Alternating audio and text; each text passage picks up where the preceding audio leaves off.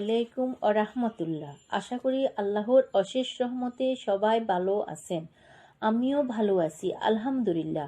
আপনাদের সবাইকে আমার ডিম চাইন চ্যানেল থেকে আরও একবার স্বাগতম। জীবন যাপন করছেন, যারা পরিবার যাদের সঙ্গে নাই এবং বিবাহিত, তারা তাদের যৌন চাহিদা চরিতার্থ করবার জন্য, যেহেতু এখানে উপায় নাই, তাদের স্ত্রী সঙ্গে নাই, তাদের জন্য কি হস্তমৈথুন করা জায়েজ আছে নাকি না জায়েজ? যারা প্রবাসে আছেন, এমন কোন দেশে যদি থাকেন যেই দেশে তিনি তার যৌন চাহিদা না মিটালে নিশ্চিতভাবে গুনাহে লিপ্ত হয়ে যাবেন, জেনায় লিপ্ত হবেন, কারণ সেখানে জেনার অবাধ সুযোগ রয়েছে। এরকম যদি পরিস্থিতি হয়, তাহলে নিজেকে রক্ষা করবার জন্য, অর্থাৎ বড় অপরাধ থেকে অপেক্ষাকৃত কম বড় অপরাধ যেটা, সেটাই তিনি লিপ্ত হতে পারেন, অর্থাৎ হস্তমৈথুন করতে পারেন। এটা কোন কোন ওলামা ইকরামের মত। অবশ্য অন্যান্য ওলামা ইকরাম বলেছেন সর্বাবস্থায় হস্তমৈথুন করা কি হারাম। কোরআনে কারিমে আল্লাহ সুবহানাহু ওয়া তাআলা বলেছেন, ওয়াল্লাযীনা হুম লিফুরুজিহিম হাফিজুন ইল্লা আলা আজওয়াজিহিম আও মা মালাকাত আইমানুহুম ফাইন্নাহুম গায়রু মালুমিন ওয়া ফামান ইবতাগা ওয়ারাআ যালিক ফাউলাইকা হুমুল আদুন। তিনটি আয়াত আল্লাহ তাআলা বলেছেন কৃতদাসী এবং নিজের স্ত্রী, এই দুই শ্রেণী ছাড়া, এই দুটি ক্ষেত্র ছাড়া অন্য কোন জায়গা যাদের লজ্জাস্থানকে তারা ব্যবহার করে না, সেই সমস্ত লোকেরা সফল মুমিন, তারা সার্থক মুমিন। এই জন্য প্রবাসে যারা আছেন তাদের উচিত এই অপরাধ থেকে বেঁচে থাকা। বিশেষ করে মধ্যপ্রাচ্যে, আরব দেশে, সৌদি আরব সহ যে সমস্ত দেশে আলহামদুলিল্লাহ আল্লাহ সুবহানাহু ওয়া তাআলা পরিবেশ এখনো পর্যন্ত ভালো রেখেছেন, এখানে মানুষ চাইলেই জানা করার সুযোগ নাই। অতএব এখানে এই সমস্ত দেশে যারা বসবাস করছেন, তারা এই অজুহাতে হস্তমৈথুন করলে তাদের জন্য জায়েজ হবে না, এটা গুনাহ হবে, আখিরাত নষ্ট হবে, স্বাস্থ্যের জন্য যেহেতু ক্ষতিকর, সেই জন্য এটা শরীয়তে আরো বেশি কঠোরভাবে নিষিদ্ধ। আল্লাহ বলেন এরপরে তৃতীয় আয়াতে, যারা এই দুটি ক্ষেত্র ছাড়া, স্ত্রী এবং কৃতদাসী, এই দুটি ক্ষেত্র ছাড়া অন্য যে কোনো ক্ষেত্রে তাদের যৌন চাহিদাকে চরিতার্থ করে মেটায়, আল্লাহ বলেন ফাউলাইকা হুমুল আদুন, তারা হলো সীমালঙ্ঘনকারী। তাহলে এই আয়াতের আলোকে পরিষ্কার ভাবে একজন মুমিনের জন্য হস্তমৈথুন করার কোনো অধিকার, কোনো সুযোগ, কোনো অনুমতি ইসলামী শরীয়তে নাই। এটা হারাম এবং কবিরা গুনাহ সমূহের মধ্যে থেকে একটি। আল্লাহ তাআলা আমাদেরকে সবাইকে গুনাহ থেকে বেঁচে থাকার মতো ঈমানী শক্তি নসিব করেন। এরপরে প্রশ্ন হলো, বিবাহ করে বউ রেখে বিদেশ যাওয়ার পর বউ পরকিয়া করলে দুইজনের হুকুম কি? বউ রেখে বিদেশ যাওয়া যাবে কিনা? দেখুন, এটা হাসির বিষয় না। আমাদের সমাজে আজকাল ঘরে ঘরে এই সমস্যা। বিশেষ করে প্রবাসী বেচারারা সারা জীবন বিদেশে পৌঁছে। আমার খুব মায়া হয় এদের জন্য। যত প্রবাসী পাইছি আমি বলি, ভাই, একটা সময় পর্যন্ত চাহিদাকে সংক্ষেপ করে দেশে চলে আসেন আল্লাহর হস্তে।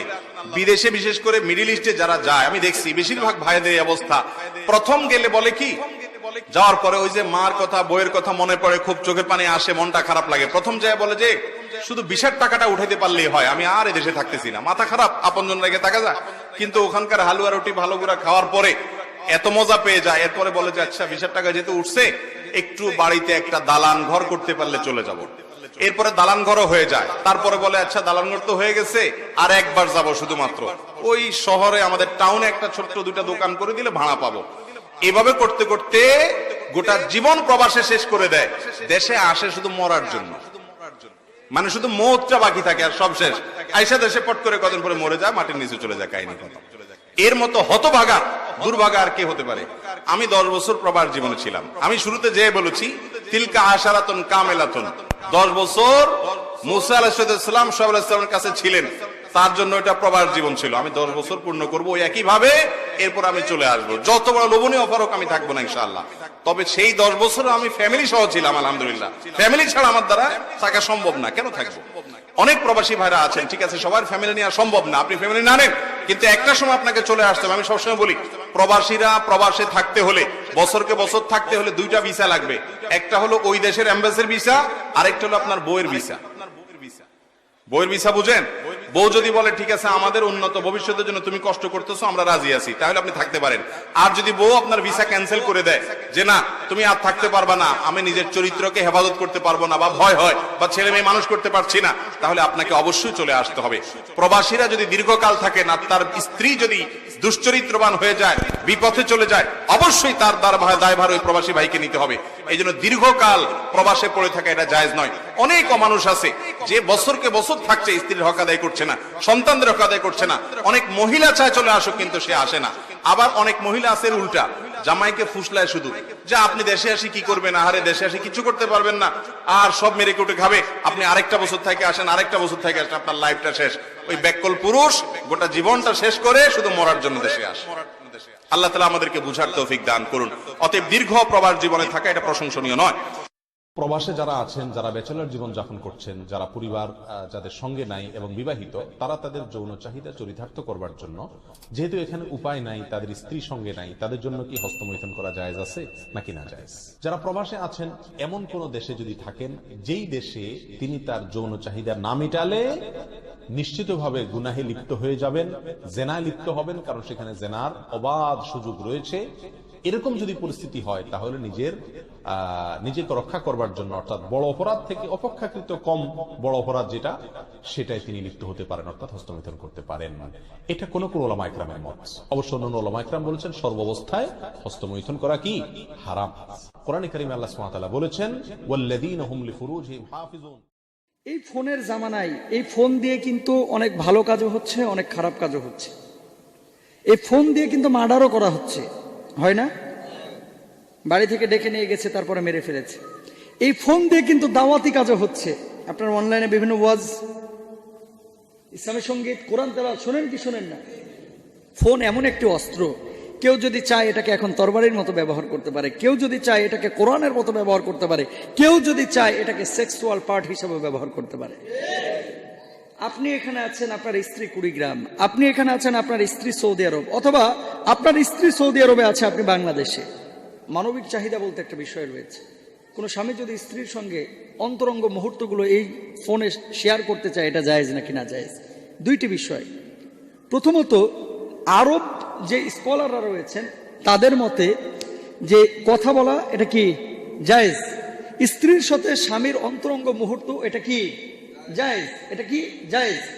যেহেতু ডিরেক্ট জায়েজ, ফোনেও তাদের জায়েজ। কিন্তু এখানে একটা কথা আছে, কথাটা কি, অনেক সময় এই যে হোয়াটসঅ্যাপ, ইমো, ফেসবুক, এই সমস্ত জিনিসগুলো কিন্তু নিরাপদ না। আপনি মনে করছেন কেউ দেখছে না, কিন্তু যারা এটা নির্মাতা, যারা এটাকে কন্ট্রোল করে, তারা কিন্তু সবই দেখে।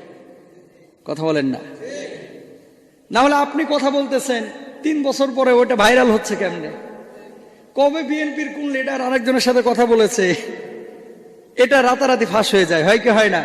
কোত্থেকে পাই? এটা জিবরিল আমিন দিয়ে যায় না। যারা নির্মাতা, যারা সফটওয়্যারটাকে মেনটেন করে, যাদের কাছে আর্কাইভ, তাদের কাছে সব তথ্যই আছে। এবং আপনি যে ভিডিও কলে কথা বলতেছেন, তারা চাইলে কিন্তু এটাকে ফাঁস করতে পারে। তো অধিকাংশ উলামা ইকরাম এই মতটা দিয়েছেন যে আপনার কাছে যদি এরকম সিকিউরিটি থাকে যে আপনি আর আপনার স্ত্রী ছাড়া আর দুনিয়ার কেউ দেখছে না, তাহলে আপনার জন্য জায়েজ। কিন্তু এটা যেহেতু ছড়িয়ে যায়, এখানে সিকিউরিটি থাকে না, সেহেতু আপনার জন্য এটা করাটা ঠিক না। কারণ কি, যদি আপনার অজান্তেই এটা ছড়িয়ে যায়, তাহলে পৃথিবীব্যাপী কিন্তু এটা ছড়িয়ে পড়বে এবং আপনার আজেবাজে সব কথাবার্তা, তারপরে আপনার বৈধ এমন কথাবার্তা, এমন এক্সপ্রেশন যেটা স্ত্রীর সাথে আপনি অ্যাপ্লাই করেন, এটাও কিন্তু কি হয়ে যাবে, ছড়িয়ে যাবে। যখন ছড়িয়ে যাবে, আপনার মান সম্মান নষ্ট হবে না? সুতরাং বৈধ আচরণ যেটা স্ত্রীর সঙ্গে ঘরে জায়েজ, সেটা ফোনেও জায়েজ, ফোনেও জায়েজ। হ্যাঁ, এখন এরকম যদি হয় যে একজন স্বামী তার স্ত্রীর সঙ্গে বিশেষ মুহূর্তে যেমন আচরণ করে ফুলফিল সেটাই ফোনের মধ্যে করতে যাচ্ছে, তাহলে এক্ষেত্রে বিধান কি? এক্ষেত্রে বিধান হচ্ছে দুইটা। চূড়ান্ত পর্যায়ে আপনি যদি সেই ধরনের মুহূর্ত অনুভব করতেছেন এবং সেখানে যদি আপনি স্ত্রীর সঙ্গে বিশেষ মুআমালা, বিশেষ সাক্ষাৎ, বিশেষভাবে যদি কোনো আচরণ না করেন, তাহলে আপনি জেনাহের মধ্যে লিপ্ত হয়ে যাওয়ার সম্ভাবনা আছে। তাহলে আপনি সেটা করতে পারেন, সেটা করতে পারেন। বিশেষ মুহূর্ত যে আপনার তরল পদার্থ বের হয়ে গেছে, করতে পারেন। কিন্তু যদি এরকম কোনো সম্ভাবনা না থাকে, তাহলে এটা আপনার জন্য জায়েজ নাই। কারণ কি, স্বামী স্ত্রীর যে সম্পর্ক, এটা শুধুমাত্র জৈবিক চাহিদা না, এটার মাধ্যমে সন্তান উৎপাদন করা, সন্তান বের করা, এটার মাধ্যমে দুনিয়ার বুকে সন্তানকে মুখ দেখানো, সন্তান দেন কে? সিস্টেমটা আল্লাহ তাআলাই চালু করে দিয়েছে। এটা হলো স্বামী স্ত্রীর কথা। এখন প্রেমিক প্রেমিকা, যুবক যুবতী যারা ফোনে ফোনে এরকম আজে বাজে কথা বলে, তাদের গুনাহটা কি? বিয়েই হয়নি, গার্লফ্রেন্ড বয়ফ্রেন্ড কথা বলতেছে, আছে না নাই? এরকম কথাবার্তা বলে না? বর্তমান যুব সমাজ যারা এই ধরনের কাজ করে, আপনারা কয় ধরনের গুনাহ করতেছেন খেয়াল করেন। 1 নাম্বার, রাত বানাইছে আল্লাহ বিশ্রামের জন্য। কিসের জন্য? আপনি সেই রাতটাকে এই আজে বাজে কথা বলে নষ্ট করতেছেন। গুনাহ হচ্ছে কি হচ্ছে না?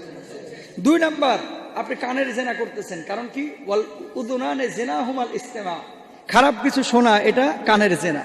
আপনি জিহ্বার গুনাহ করতেছেন, কারণটা কি? জিহ্বা দিয়ে জেনাহের কথা বলতেছেন, আপনি জিহ্বার গুনাহ করতেছেন, রাত্রেবেলায় ঘুম নষ্ট করতেছেন, গুনাহ হচ্ছে না?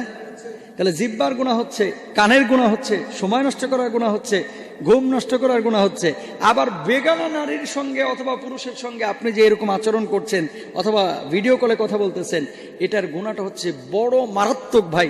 মান্নাদারা ইলা মাহাসিন ইমরাতিন আজনাবিয়াতিন আন শাহওয়াতিন সুব্বা ফি আইনি ইয়াউমাল কিয়ামা। আল্লাহ রাব্বুল আলামিন এই যুবক যুবতীদের কানের মধ্যে, চোখের মধ্যে কিয়ামতের ময়দানে গলিত উত্তপ্ত সীসা ঢেলে দিবেন। বলুন নাউজুবিল্লাহ। জায়েজ আছে? জায়েজ আছে না? জায়েজ নাই। প্রিয় ভাইরা আমার, এগুলো আমাদের খেয়াল রাখতে হবে।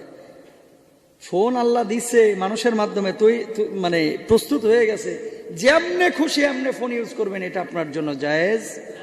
জায়েজ? আল্লাহ তাআলা বোঝার তৌফিক দান করুক।